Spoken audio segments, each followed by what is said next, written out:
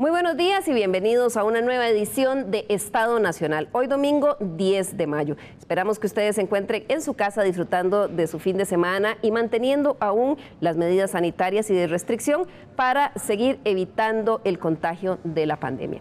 Bien, y esta semana el gobierno presentó las medidas, la ruta para la recuperación económica. Y hemos invitado a la Mesa de Estado Nacional a varios economistas y diputados para analizar un poco cuáles son esas medidas, pero sobre todo cuál es la factibilidad y qué es lo que sigue. Para eso vamos a darle la bienvenida primero a doña Silvia Hernández, diputada del Partido de Liberación Nacional. Buenos días, doña Silvia, muchas gracias por acompañarnos. Muy buenos días, muchísimas gracias y un placer estar esta mañana de domingo participando con ustedes. También nos acompaña Carolina Hidalgo, diputada del Partido Acción Ciudadana, que, bueno, como decíamos, esta semana han presentado esta ruta que ha dado muchísimo que hablar desde el viernes, doña Carolina. Muy buenos días, un placer acompañarles. Muchas gracias. Y aquí en la mesa también nos acompañan Juan Carlos Hidalgo, analista de políticas públicas. Muy buenos días y bienvenido de nuevo, Juan Carlos. Buenos días, un placer, Liliana. Y también don Jorge Goodrich, economista, empresario, exministro, y también fue don Jorge el líder del sector empresarial en su momento de la Cámara de Industrias, ¿verdad? Correcto. Bueno, muy bienvenidos a todos. Hoy la idea es que podamos discutir ampliamente esta propuesta que hizo el gobierno, estas medidas, los anuncios que presentó el viernes, y vamos a ver este resumen de lo que se planteó. El paso 1 es la reapertura gradual en turismo, restaurantes y eventos. De manera gradual y segura, abriremos las actividades económicas sujetas a la estricta observancia de los protocolos sanitarios. Ampliaremos los horarios de la restricción vehicular primero, abriremos el turismo nacional, los hoteles, los parques nacionales, el comercio, los restaurantes, los teatros y los cines. Y en un segundo momento, el turismo internacional y los eventos masivos. 2. Por medio de la banca se invertirán unos 900.000 millones de colones en capital que genere empleo. Queremos anunciarles un fondo de 900.000 millones de colones, el 2,3% del Producto Interno Bruto, que estará dedicado a ponerse al servicio de todos los sectores: turismo, comercio, restaurantes, agricultura y ganadería, construcción, actividades artísticas al servicio de la gente, capital de trabajo para empezar de nuevo y para soñar en grande. 3. Más de 3,1 billones de colones para inversión pública que a la vez podría crear 109.000 empleos. Dentro de estos 3,1 billones de colones destacan lo que es la infraestructura educativa. Siguiente. En centros educativos estamos hablando de la reparación, remodelaciones, nueva infraestructura, ampliaciones a lo largo y ancho de todo nuestro país. Infraestructura escolar como primera medida para activar rápidamente la economía y generar empleo. En un segundo momento tenemos también un programa de vivienda que lo que busca es establecer empleo rápidamente de la misma manera, y también que está concentrado en lograr oportunidades para mejoras, remodelaciones y otros en las viviendas, y que tiene un potencial neto de 3.200 empleos directos. Empleo rápido para todas las personas, sobre todo para aquellas que se les dificulta más incorporarse a mercados formales de trabajo. Aunado a esto, también en nuestro portafolio de inversión pública hay espacio siguiente para otras obras como lo son por parte del MOP, como lo son el desnivel de la Bandera, Limonal Barranca, Taras La Lima, y también para algo muy importante que es inversión pública rápida en alianza con el sector privado, porque es la única manera juntos y que podemos salir adelante, el Estado con el sector privado trabajando por la recuperación, por activar la economía y por generar empleo. Dentro de este ambicioso paquete de alianzas público-privadas destacan los corredores logísticos de la Ruta 27, la ampliación de la misma, San José-Río Frío, la Ruta 1, San José-San Ramón, San José-Cartago, y también el tren rápido de pasajeros. El 4 son mejoras para el sector productivo que incluirán la disminución de costos operativos como el de las tarifas eléctricas. Apoyar e impulsar el proyecto de ley del INAH para dotar de mayor agilidad y de mayor flexibilidad el Instituto Nacional de Aprendizaje de tal forma que pueda responder más eficazmente a las necesidades de formación y capacitación de las personas y habilitarlas para los mercados formales de trabajo.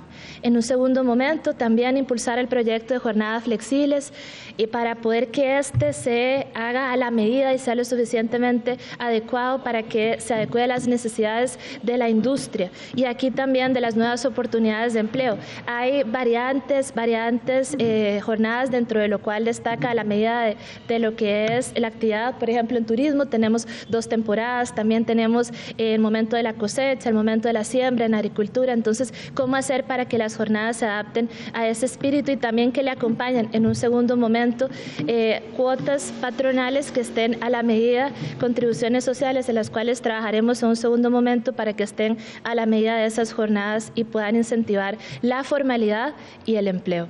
5. Se eliminarán 25 trámites en instituciones y 104 se podrán hacer por declaración jurada. Que hemos tomado la decisión de hacer parte de 104 trámites por declaración jurada. Trámites tan importantes como lo son el permiso sanitario de funcionamiento, el certificado veterinario de operación emitido, el registro único tributario, los que son vinculados con los de Setena para las obras de bajo impacto, de alto impacto, acelerar esto de manera decidida para colocar un clima de negocios diferente y disminuir también riesgos de contagio y poder facilitar la ruta hacia la formalidad. En un segundo momento, estos trámites de la mano de lo que ha sido el esfuerzo de la UI, también con el Ministerio de Economía, Industria y Comercio, el Procomer y el MEIC, y en un segundo momento también una nueva herramienta que se llama Costa Rica Fluye. De lo que se trata es de poder establecer un convenio para lo cual en alianza público-privada se estarían racionalizando y también eliminando, en caso de existir excesos, trámites en lo que son 25 instituciones claves. 6. Atracción de inversiones y nuevos negocios. Aquí de lo que se trata justamente es de poder verificar y establecer un mínimo de ingresos y también verificar un mínimo de inversión para que también pueda garantizarse de que personas inversionistas y personas también pensionadas con buenos antecedentes puedan venir a nuestro país y a invertir aquí y poder entonces generar divisas adicionales. Bien, esos son los 5 pilares estratégicos, don Jorge y don Juan Carlos. Hemos escuchado muchísimo en los noticieros durante el día viernes, las redes sociales. ¿Cómo ven ustedes, Juan Carlos, empezando en términos muy generales? ¿Cuál es su crítica? Todas las medidas anunciadas son medidas positivas, pero no creo que sean suficientes, dada la coyuntura en que nos encontramos. Recién la semana pasada, el Instituto de Investigaciones en Ciencias Económicas de la UCR publicó una proyección de cuántos empleos se van a perder en Costa Rica, cuál va a ser el impacto en el mercado laboral, y estimaron que van a ser 450,000 empleos formales, que si nosotros suponemos que la tasa de participación laboral permanece igual, que no, es un gran supuesto, pero partamos de ese, eso representaría un aumento en la tasa de desempleo al 30.5%. Entonces, estas medidas que presentó el gobierno son buenas medidas, pero eran medidas necesarias antes de la crisis. Yo hubiera creído que en ese contexto tal vez sí hubiéramos estado aquí todos de acuerdo en que es un anuncio sumamente positivo.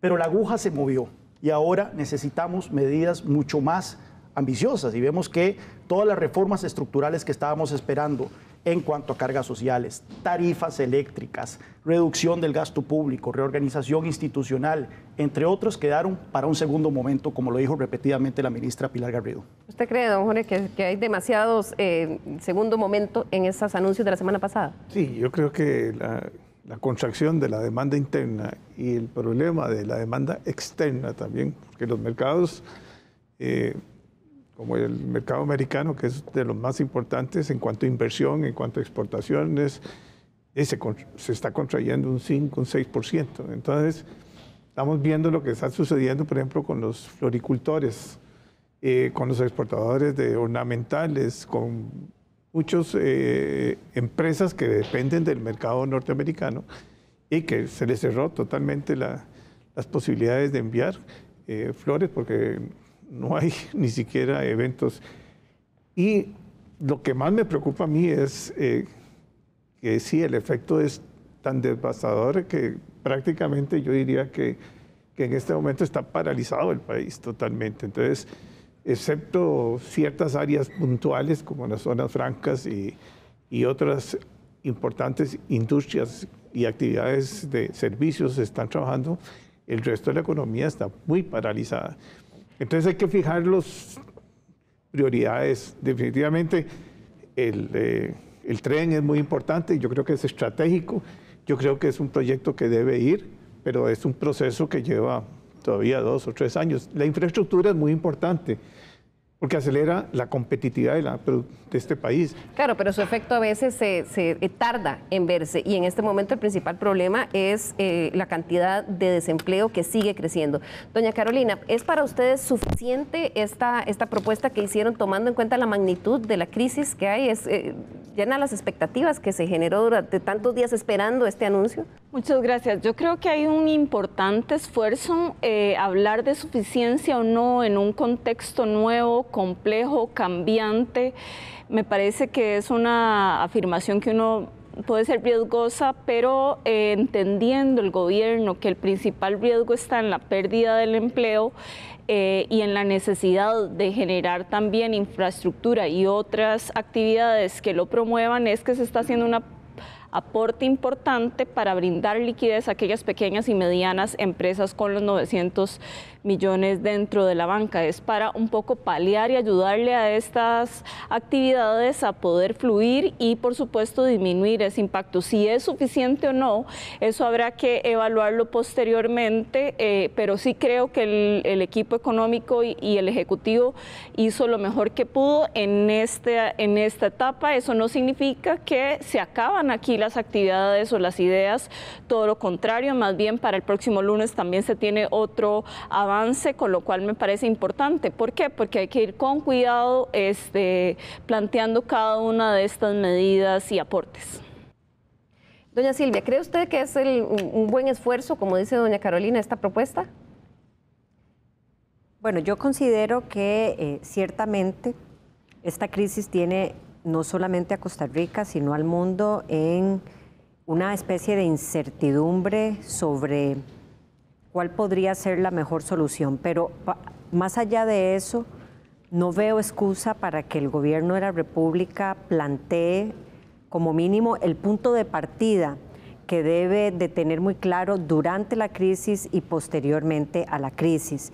Yo creo que en este país nadie va a dudar o poner en tela de duda el que se pueda hacer alguna simplificación de trámites. Es más, cuando se habla de ese tema... Era muy necesaria, y de doña Silvia se venía hablando de eso desde hace mucho tiempo, ¿verdad? Así es, y de hecho cualquier ciudadano que usted le pregunte por Setena relaciona esta institución o esta palabra con obstáculo, de manera tal que el gobierno y en muchas oportunidades se ha intentado manejar algún protocolo para agilizar los trámites. Yo sí creo que lo que queda debiendo, por lo menos lo que no hubo a lo largo del anuncio de esta semana, tiene que ver con el manejo de una de las principales medidas, como es los 900.000 millones de colones que en principio estarían siendo destinados por la banca pública, según lo que se puede entender, y ahí me parece que tiene que ampliarse muchísimo más cómo se va a acceder a esos recursos, no solamente a quién le van a llegar, sino que realmente se haya establecido con la banca estatal los mecanismos para que realmente ese financiamiento se dé.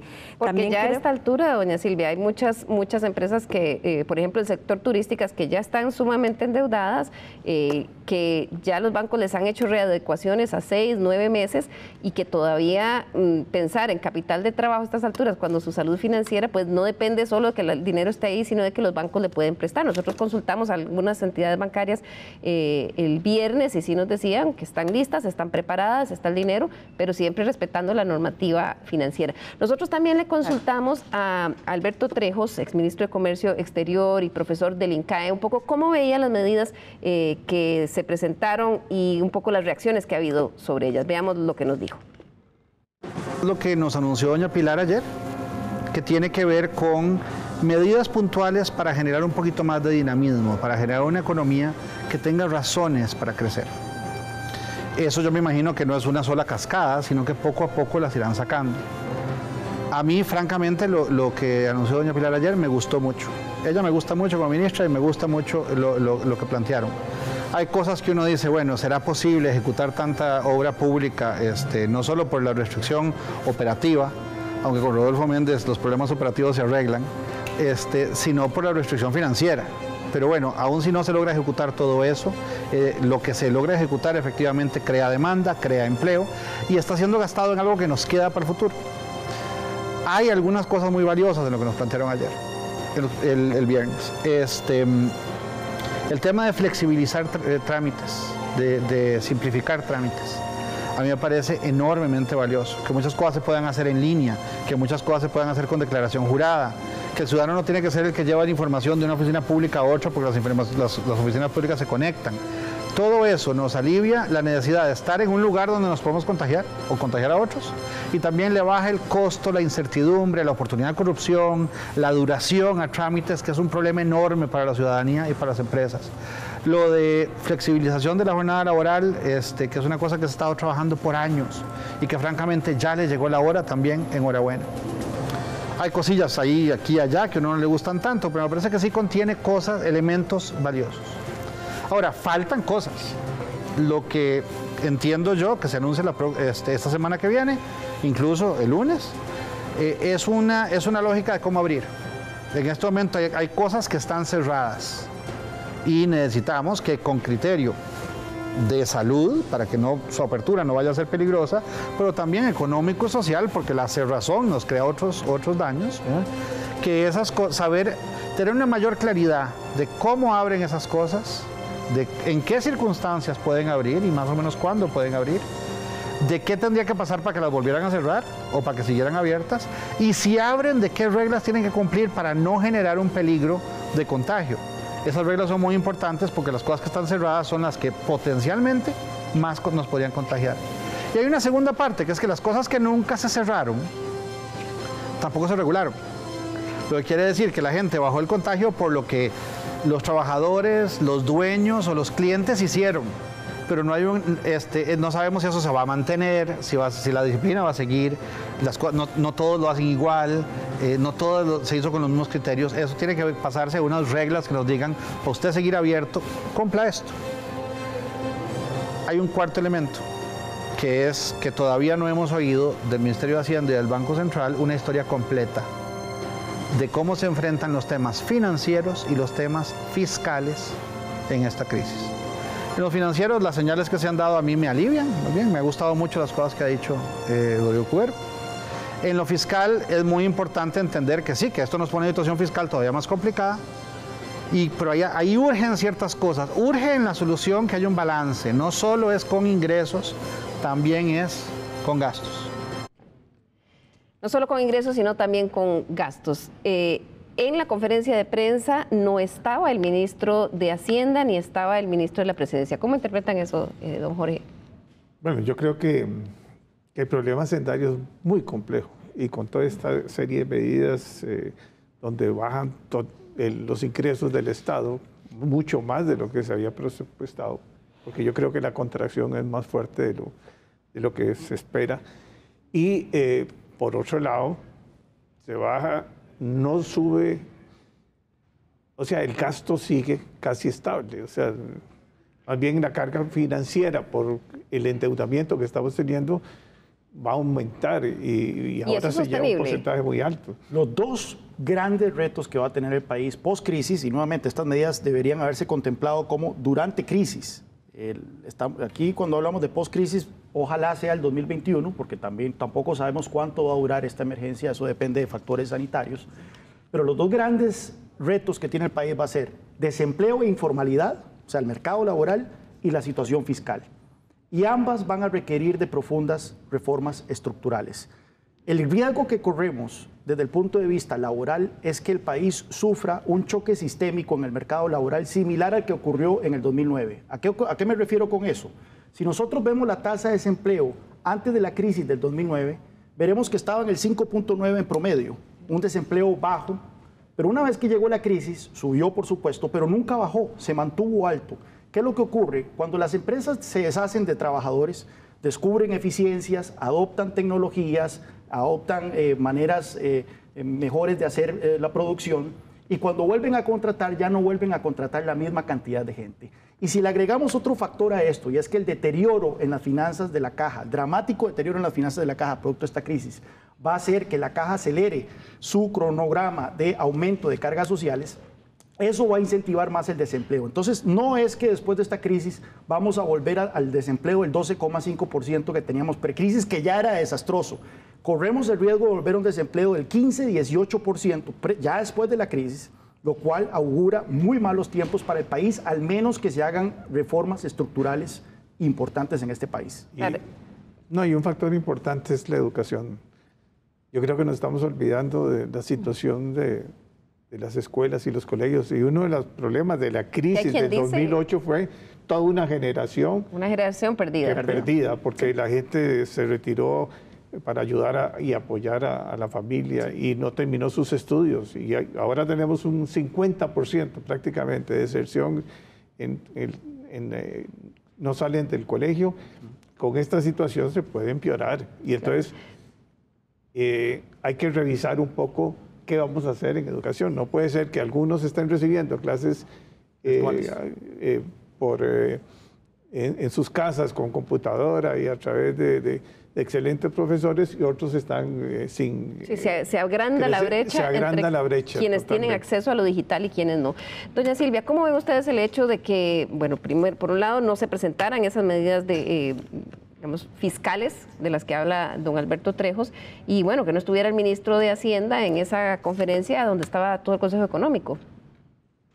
Sí, bueno, desconozco, y me parece que ese es el gran misterio de lo que sucedió esta semana, porque no estuvo presente el ministro de la Presidencia y el ministro de Hacienda, indistintamente de las razones que, repito, no conozco. Sí me parece que el presidente ha llamado muchísimo, o ha hecho un llamado de confianza, que es lo que hoy se requiere más que nunca, y este tipo de actores presentes ayuda muchísimo, máxime cuando son anuncios de medidas económicas. Lo cierto del caso es que, también con lo que señalaba don Alberto, me parece que el gobierno ha venido negociando una enorme cantidad de recursos en materia de financiamiento, deuda, de cómo financiar muchas de estas acciones que inclusive a lo largo de esta semana se anunciaron.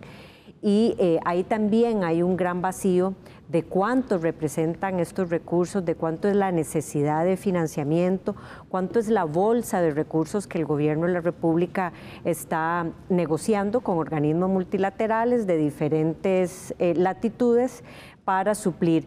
Hemos escuchado de forma informal que estos recursos oscilan alrededor de los 2.500 millones de dólares, una suma bastante significativa para contemplar en términos de deuda pública.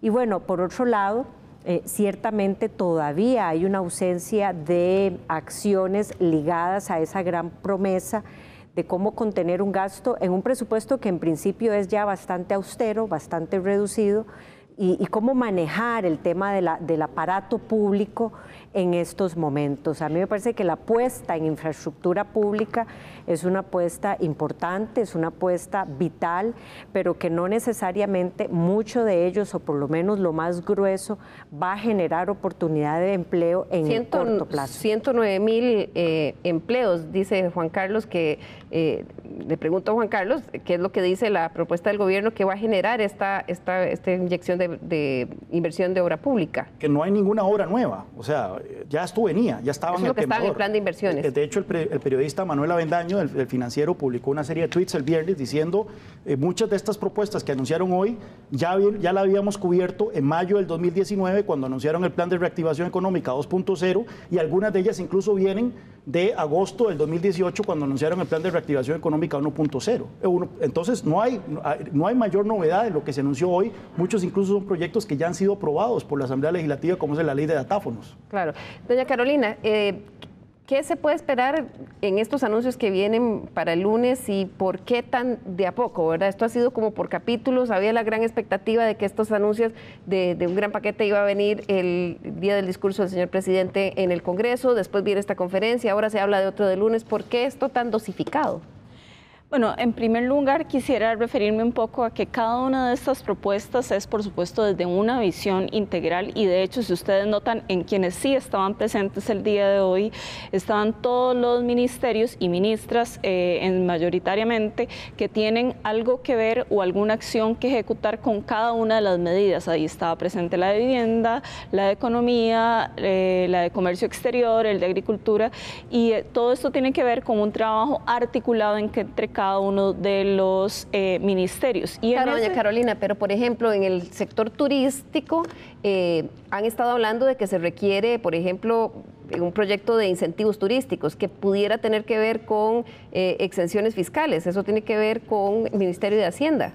De acuerdo, y no me cabe la menor duda de que el Ministerio y el Ministro de Hacienda son parte de las discusiones, pero hoy la referente era quien estaba hablando un poco de la materia. Y en ese sentido también el tema del lunes. Creo que el Ejecutivo, además de realizar estos anuncios, lleva de manera paralela, como debe ser, procesos de diálogo con cada uno de los actores referentes y por supuesto el Ministerio. No puede lanzarse a realizar anuncios sobre cosas que no ha conversado de previo y que por supuesto no han sido comunicados o mediados de alguna manera con cada uno de los sectores afectados. De ahí que cada uno de los pasos, como bien lo planteaba el experto Trejo, deben ir en cascada por lo mismo, porque el país no conoce una coyuntura de esta magnitud y debe ser cauteloso y por supuesto paulatino de las medidas que tome. Entonces efectivamente la semana siguiente vendrán algunas especificaciones de lo anunciado hoy con más detalle y adicionalmente a eso recordemos que el Ministerio de Salud ya había planteado algunos otros cambios para el día 15 de mayo. Don Jorge, ¿cuán realista puede ser para las empresas estos 900.000 millones? Porque dentro de la reacción de las cámaras empresariales, quizá una de lo que se recibió con más entusiasmo fue este tema, pero no está claro a qué sectores se va a asignar. Primero hay que pedir cierta flexibilidad por parte de los bancos, ¿verdad? Y los bancos tampoco se pueden comprometer porque tienen un patrimonio comprometido, ¿verdad? Lo que ellos manejan son el 90% son recursos de los ahorrantes. Lo peor que puede pasar es que entremos en un problema con el sistema financiero. Y ya los entes reguladores han hecho una serie de anuncios, digamos, de flexibilización, que fue lo que permitió que negociaran. ¿Cuánto más da la cobija para...? Pero el problema es que yo siento que si uno analiza macroeconómicamente todos los impactos de todas estas condiciones económicas que estamos viviendo, sociales también, yo no sé dónde va a estirar, hasta dónde vamos a llegar, ¿verdad? Porque vamos a tener un déficit que va a ser posiblemente un 9%. Si seguimos con esto, puede llegar a crecer de más del 9%. Y el endeudamiento tiene también un límite y tiene un costo. Y bueno, las obras de infraestructura, muchas de estas ya estaban, creo que financiadas con préstamos que estaban aprobados por la Asamblea Legislativa. Yo pensaría más en actividades de más intenso capital humano, o sea, que requieran más mano de obra. ¿Cómo qué? Puede ser la construcción de habitación de interés social vertical para sacar todos los núcleos de tuburios que tenemos. ¿Coincide Juan Carlos? Sí, claro. Bueno, ese es uno de los problemas que tenemos aquí en Costa Rica, claro. Que es que por muchos años, y esto es a precrisis por supuesto, pero por muchos años los gobiernos se han concentrado en generación de mano de obra altamente calificada y se ha visto con malos ojos o se ha visto con cierto desprecio la generación de empleo de mano poco calificada. Es más, cuando cierra una empresa aquí, que es como una maquila o una industria, mucha gente dice, bueno, de por sí ese no es el tipo de empleo que queremos. Una manera bastante despectiva de referirse al 60% de la mano de obra costarricense que es poco calificada. Necesitamos industrias, sectores que son intensivos en mano de obra, pero tomando en cuenta que el 60% de la mano de obra es poco calificada y que por lo tanto si usted encarece el costo de la mano de obra de manera desproporcionada como lo hacemos aquí, con cargas sociales altísimas, las más altas de América Latina, de las más altas de la OECD, entonces eso va a generar desempleo y va a generar informalidad, algo que comentamos en este programa hace unos meses. Eso es un tema que hoy no estuvo presente en el anuncio presidencial y que requiere una cirugía a corazón abierto del Estado Social de Derecho, porque las instituciones más sagradas de Costa Rica, la Caja Costarricense de Seguro Social, los programas de FODESAF y de todo, se financian vía cargas sociales y por lo tanto tocar eso en un año electoral que va a ser el 2021 va a ser sumamente complicado. No, pero además a mí me parece que es sumamente importante proteger a ciertas industrias, por lo menos en las compras del Estado. Eso existe y lo están haciendo, los tratados de libre comercio lo permiten, y no puede ser que todas las instituciones del Estado, que significan el 74% del PIB, que son 28 mil millones de colones, perdón, o sea, billones, perdón, no puede proteger un poco más a que en este momento de crisis, porque eso le va a pasar a todos los países, no solo a Costa Rica, sino todos los países europeos van a comenzar a ver un poco más el mercado interno sin perder el tratado de los tratados de libre comercio y salir de ese esquema. Pero sí, ya se ven tendencias proteccionistas en algunos países. Pero no ineficiencia, sino que los mismos tratados de libre comercio permiten para las compras del Estado de cierto tamaño que la industria nacional tenga no protección, sino que tenga cierto nivel de apoyo. De prioridad. Vamos a hacer aquí la primera pausa y al regresar vamos a ver qué fue lo que faltó y qué podría incluir estos anuncios que va a hacer la próxima semana o que se espera que haga el gobierno. Ya volvemos.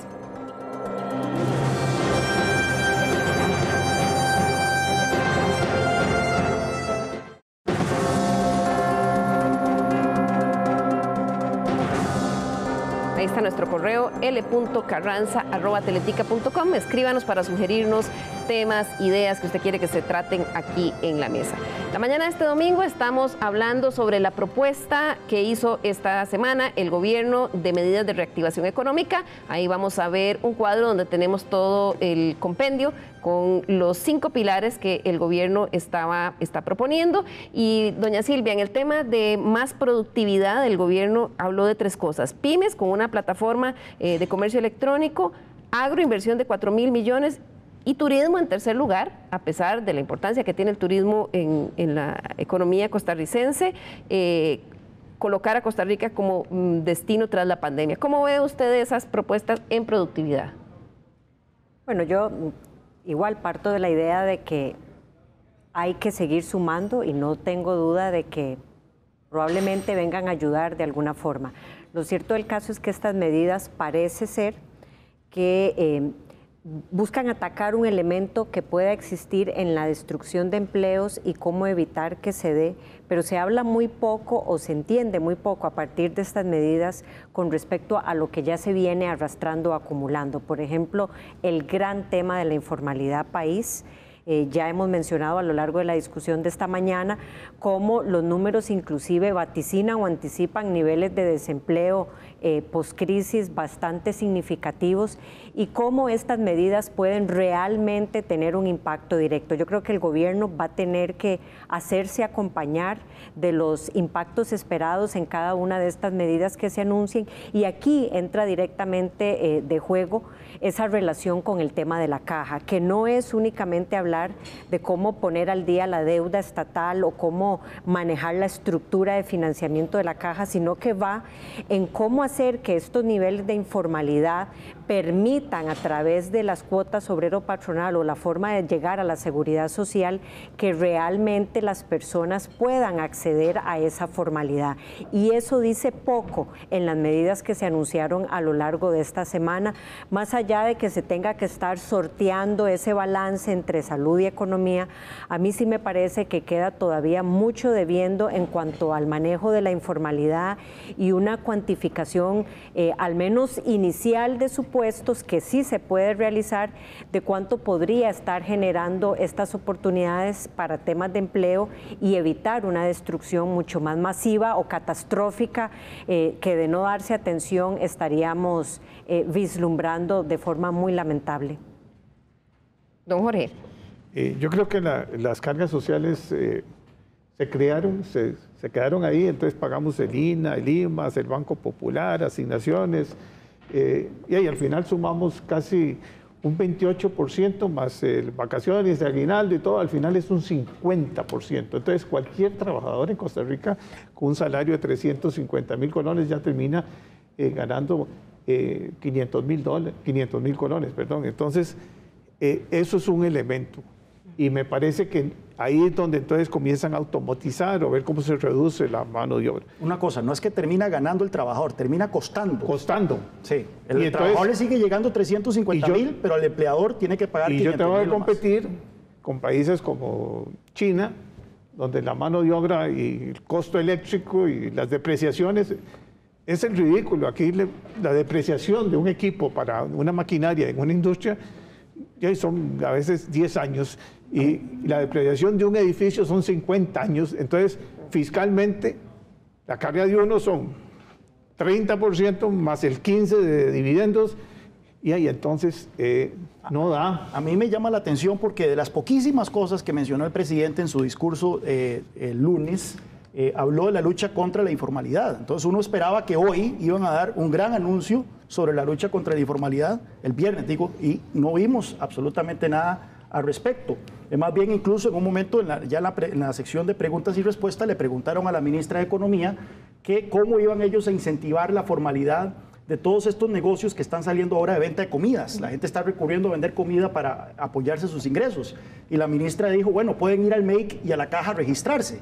Eso da muestra que no entienden el problema de la informalidad en este país. No, ¿hay una incomprensión, doña Carolina, de esta?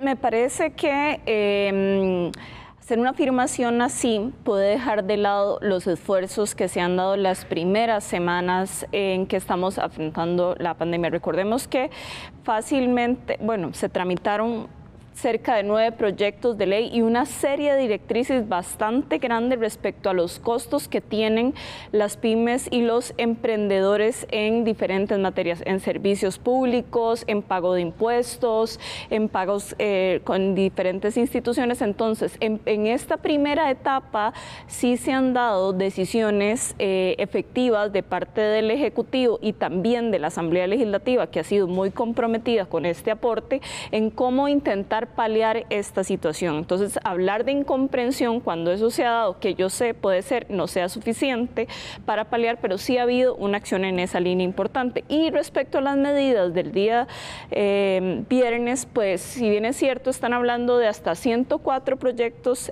trámites, por declaración jurada, más otros 24 que deben de flexibilizarse o ser todavía mucho más rápidos, para que no le sea tan difícil al sector empresarial pues poder mantener sus negocios. Además de algunos elementos que escuché en el panel anterior respecto a, por ejemplo, incentivar la construcción. Sí, hay un programa de construcción para el sector privado en temas de vivienda y también, por supuesto, los que ya venía generando el Estado, pero esto va definitivamente Silvia, a colaborar. Usted menciona el tema de los trámites. Doña Silvia, en la conversación previa me decía que hubiera gustado ver, por ejemplo, un listado de cuáles son esos trámites que se van a simplificar.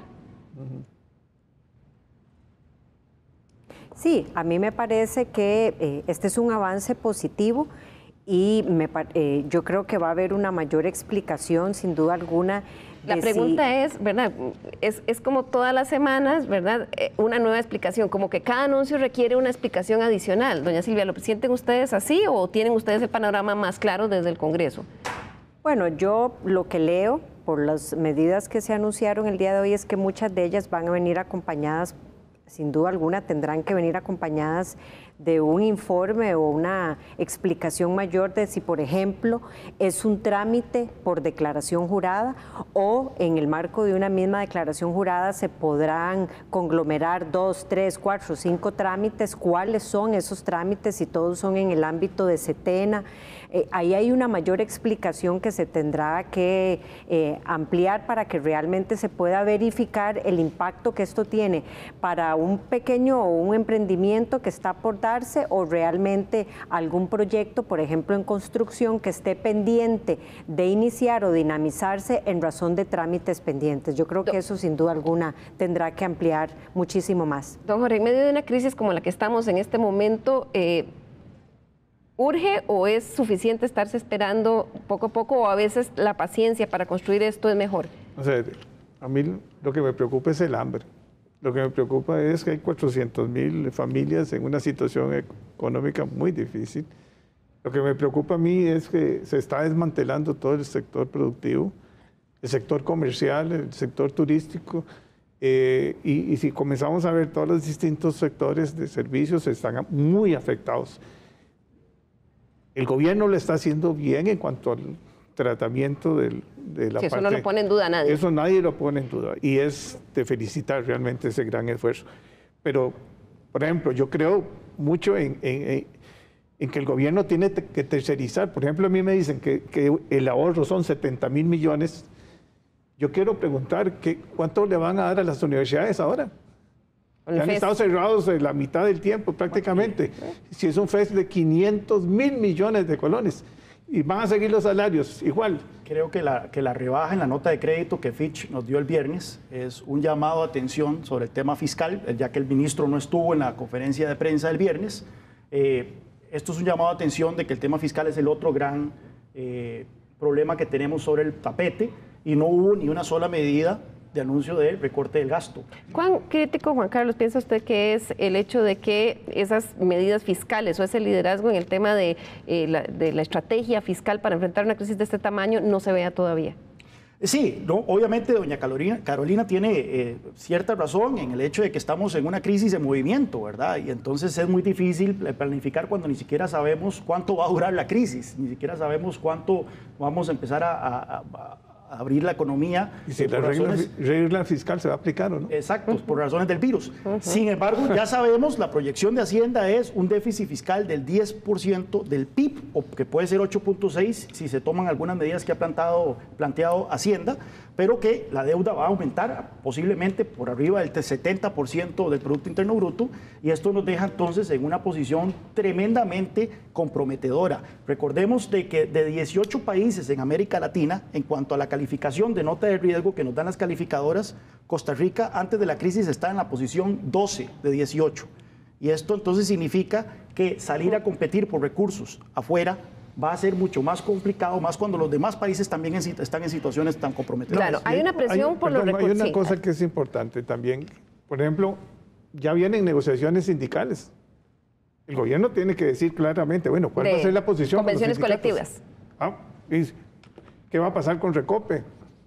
¿Va a seguir con las mismas ventajas y situación tan especial que tiene? Bueno, ahí es donde el país necesita explicaciones. O el ICE va a rebajar la energía eléctrica. Que lo digan porcentualmente cuándo y cuánto y cómo. Hay una presión, como dice Juan Carlos, enorme por el tema de recursos. Y doña Carolina, en los días anteriores hubo rumores y conversaciones extraoficiales de si venía o no en estos anuncios nuevos impuestos. Se habló incluso de algunas posibilidades de sobretasas o colaboraciones voluntarias. El ministro de la Presidencia dijo que nos iban a hacer anuncios de impuestos el viernes. De nuevos impuestos, ¿se ha ya renunciado a esa posibilidad o eso todavía se está considerando? Bueno, yo creo que para nadie es un secreto que dentro de las medidas del día de hoy no venían nuevos impuestos. Esto tiene que ver en gran medida con el balance general que se está realizando y por supuesto los procesos de diálogo. No sé y no sabemos a ciencia cierta si esa va a ser la respuesta. Pareciera que una buena medida podría ser entrar a funcionar, a ejecutar, a ser más específicos lo que hoy se planteó y en la medida en que avancemos podemos ver el impacto de la misma. Yo creo que pero todavía no hay una renuncia, digamos, concreta a nuevos impuestos. El anuncio de hoy me parece que fue claro en que hasta este momento y con lo que tenemos vamos a intentar resolver para no golpear más a más sectores, tanto por ejemplo, en pero algunos... no se descarta que entonces en los próximos anuncios, por ejemplo, los del lunes o los anuncios fiscales puedan venir, todavía está la idea de considerar esas cargas impositivas voluntarias o sobretasas. Bueno, en primer lugar, yo no soy la ministra a cargo, con lo cual sería un poco irresponsable de mi parte decir que lo estoy valorando específicamente para el futuro o no. Yo creo que en la medida, si estas acciones traen resultados de manera positiva y podemos paliar con esto la situación, bien, adelante habrá que ver cuáles van a ser, si se requieren más impuestos, que creo que al menos desde mi perspectiva siempre deberían de venir acompañados de una reducción del gasto por parte del Estado. No puede ser una cosa sin la otra y sin duda alguna tendrá que ver con ese balance del que yo quisiera dejar planteado como necesario de previo avanzar en algo un poco más agresivo que por supuesto puede golpear más fuertemente a algunos sectores. ¿Hay posibilidad de más impuestos, don Jorge? Yo creo que sería un suicidio, ¿eh? ¿Don Juan Carlos? Sí, parece que el gobierno venía preparado para plantear impuestos. El presidente mencionó en su discurso del lunes la necesidad de recursos frescos. Todo indicaba que el viernes iban a anunciar nuevos impuestos. Por buena gracia es que no lo hicieron, pero eso significa que que ese creciente faltante que hay en las finanzas públicas, si no lo van a llenar con impuestos, por dicha, van a tener que llenarlo entonces con recorte de gasto, o lo que tal vez la apuesta del gobierno es endeudamiento, y no cerremos la posibilidad de la maquinita de imprimir dólares, de imprimir colones del Banco Central de emisión que abrieron los diputados modificando el artículo 52 de la Ley Orgánica del Banco Central. Doña Silvia, ¿qué ambiente tiene, por lo menos en la fracción de Liberación Nacional, la posibilidad de nuevos impuestos sobre tasas o aportes solidarios? Yo diría que nulo. Me parece que la fracción ha sido categórica en decir que no es por un tema antojadizo el ambiente en el Congreso, es que detrás de cualquier impuesto está esa incidencia y es en realidad que usted pone un impuesto con una expectativa de poder cobrarlo, y si la producción no está creciendo, la economía no está creciendo, las empresas más bien están viendo imposible mantener muchos de los puestos vigentes, hablar de una recolección de impuestos se vuelve realmente difícil. Pero ahí es donde yo más bien difiero de la idea de que esto tenga que ir con este argumento eterno que nos ha vendido de alguna forma el gobierno, y es como una caravana de propuestas que generan expectativa eterna de qué viene. Yo coincido plenamente en que no sabemos a ciencia cierta, el mundo no sabe a ciencia cierta cómo se va a comportar esta pandemia, pero sí se están manejando 4 elementos de forma conjunta por todas las economías, que tiene que ver con la pérdida de ingreso de las familias, de las personas que están siendo sumamente afectadas y cómo trabajar medidas en ese sentido, que tiene que ver con dinamizar el empleo, las empresas y qué conjunto de medidas tienen que ir de ese lado. Medidas para subsanar el tema del sector salud, poder seguir realizando más pruebas, poder seguir generando atención en caso de que la curva aumente, cómo se prepara, y además el modelo de financiamiento detrás de la caja, que no es solamente dar recursos, sino toda esta traba o burocracia que ha tenido detrás, y finalmente la política macroeconómica, que ha sido el gran ausente de esta discusión, y ciertamente aquí se señala cuando ya se anticipa niveles de déficit fiscal del 10% para finalizar el año. Esa política macroeconómica no solamente es qué medidas pueden salir, habla también de la relación con la cooperación internacional. ¿Cuáles son los empréstitos los niveles de financiamiento a los que el gobierno está recurriendo con otros organismos para tratar de ayudar esa discusión integral, aun cuando sea inicial, con puntos de partida, repito, es necesaria que se dé, y no a cuenta gota o esta enorme expectativa de que no sabe uno si es adrede o simple y sencillamente no se tiene, y por eso es que evita generar esa confianza general que yo creo que el gobierno de la República, con todo el esfuerzo que está haciendo, debería de ir un poco más allá y por lo menos intentar vender una foto inicial a hoy de cómo se manejarían estos grandes elementos. Pero Juan Carlos, usted que ha sido siempre analista de políticas internacionales, y esta es una crisis que ha azotado a todos los países y todos están frente a esto, ¿qué se ve cuando uno empieza a comparar las medidas? Y evidentemente un país no se puede comparar con otro, cada uno tiene su propia realidad, pero ¿cómo nos vemos en ese cuadro? Sí, el impacto ha sido disímil a lo largo del mundo. Lo cierto es que nos espera una década muy complicada a nivel global. Los niveles de endeudamiento en todo el mundo están subiendo. Los países desarrollados van a alcanzar niveles de endeudamiento del 120, 130% del PIB, lo cual augura entonces que la década de los 20 va a ser una década de altos impuestos. Van a tener que subir los impuestos en los países desarrollados para poder pagar esas deudas, lo cual entonces va a generar tasas de crecimiento menores, en esos países, lo cual por supuesto nos afecta a nosotros, siendo esos países los principales fuentes de exportación, los principales destinos de exportación, las principales fuentes de inversión, las principales fuentes de turismo, etcétera. Y también se va a acelerar el proceso de, no solo vamos a pasar de un proceso de globalization, como habla de Economist, ese proceso de globalización que se había ralentizado después de la crisis financiera, sino que ya se está hablando de desglobalización, es decir, que los flujos de inversión, los flujos de comercio van a reducirse y se van a regionalizar a partir de esta crisis. Ya lo vemos con las líneas de producción, las cadenas de producción a nivel global, eso atizado también por la guerra comercial entre Estados Unidos y China. En resumen, se viene una década en donde el contexto externo va a ser muy complicado. Por eso no podemos esperar aquí de que la inversión extranjera o que los turistas nos van a salvar la tanda. Tenemos que hacer reformas estructurales importantes aquí y hacer la tarea aquí en Costa Rica. Pero también es una oportunidad. Claro, sin duda. Porque, vamos a ver, este nuevo enfrentamiento entre China y Estados Unidos nos abre a nosotros ciertas oportunidades. Pues Estados Unidos se dio cuenta que no tenía mascarillas, que no tenía respiradores artificiales, que no tenía un montón de equipo médico y su industria la habían desmantelado totalmente para dedicarse a otro tipo de actividades. Entonces, Costa Rica se vuelve una interesante oportunidad para, como le está sucediendo ahora con la industria médica, como lo puede estar sucediendo tal vez con otro tipo de actividades como el turismo médico, que se puede volver a hacer un nicho interesante, como pueden ser cientos de oportunidades más. Que eso significa que el Estado tiene que hacer una estrategia. Es una estrategia muy distinta y no puede ser solo de corto plazo. Hay una de corto y una de mediano plazo. Y hasta por sectores. Pero porque por sectores. Hay y cada sector tiene que hacer todo un trabajo. Hay, como usted dice, oportunidades en algunos, pero hay otros sectores que hay que reinventar por completo, y es el caso del turismo, y lo vamos a analizar la próxima semana aquí en Estado Nacional. ¿Cuál es la ruta? Porque es realmente una situación bien complicada. Estamos llegando ya... Y eso, nos lleva también a un cambio estructural también en la educación. Yo insisto que la educación es una de las grandes cosas que tenemos que cambiar para poder competir y lograr traer esa nueva inversión. Estamos llegando ya al final del programa y por eso voy a pedirle a cada uno de nuestros invitados que en un minuto nos haga una breve conclusión sobre este análisis, pero sobre todo qué es lo que debería de seguir para enfrentar esta crisis. Y vamos a comenzar por usted, doña Silvia.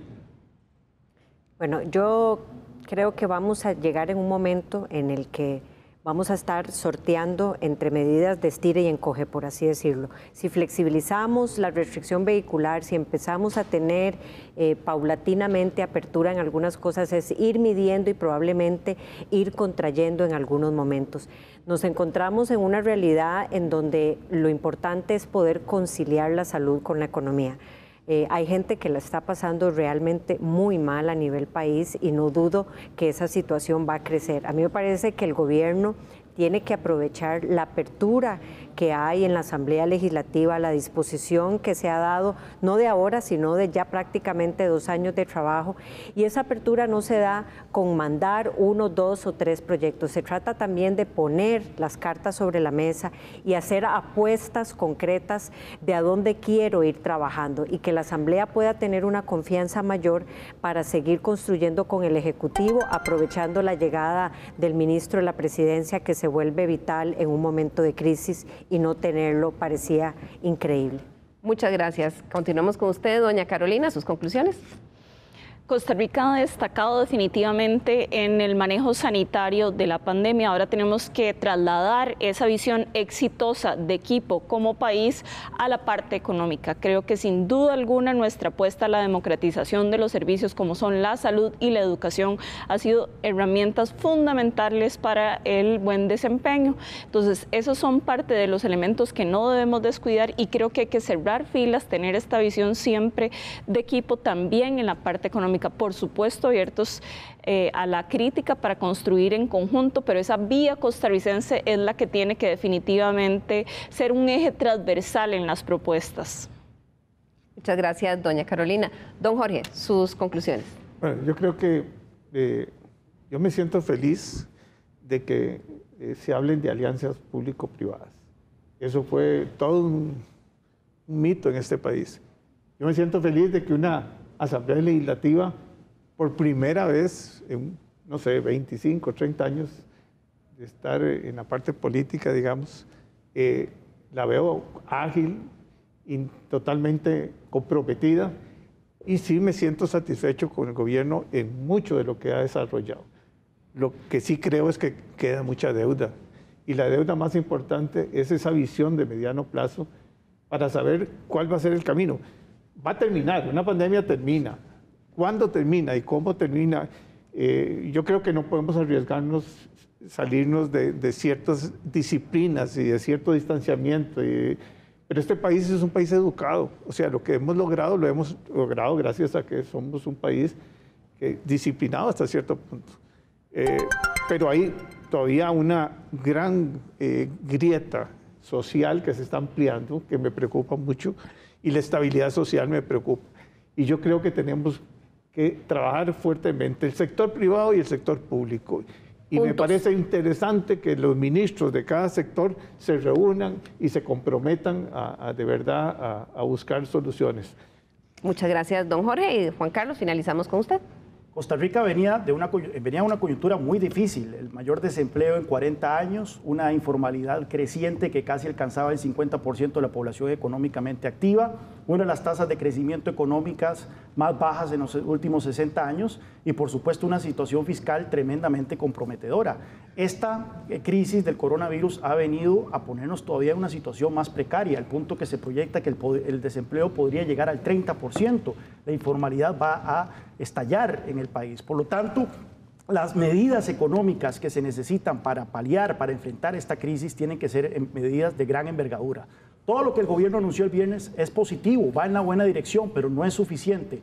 El país necesita medidas más ambiciosas en temas como costos, electricidad, cargas sociales, reducción del gasto público, que potencien la competitividad de las empresas, que incentiven la generación de empleo, que incentiven la formalidad. Y lamentablemente el gobierno nos sigue diciendo que eso vendrá en un segundo momento. El segundo momento es ya. Muchas gracias, Juan Carlos. Muchas gracias también, señoras diputadas, doña Silvia, doña Carolina, don Jorge, por habernos acompañado el día de hoy aquí en Estado Nacional. Este es un tema en el que usted en su casa tiene que involucrarse, tiene que informarse, porque de eso depende muchísimo el trabajo que vamos a tener en los próximos meses y la estabilidad económica de nuestras familias, de nuestras comunidades, así que hay que informarse. Muchísimas gracias, nos vemos la próxima semana, domingo a las 10 de la mañana, aquí en Canal 7. Muchísimas gracias, hasta luego.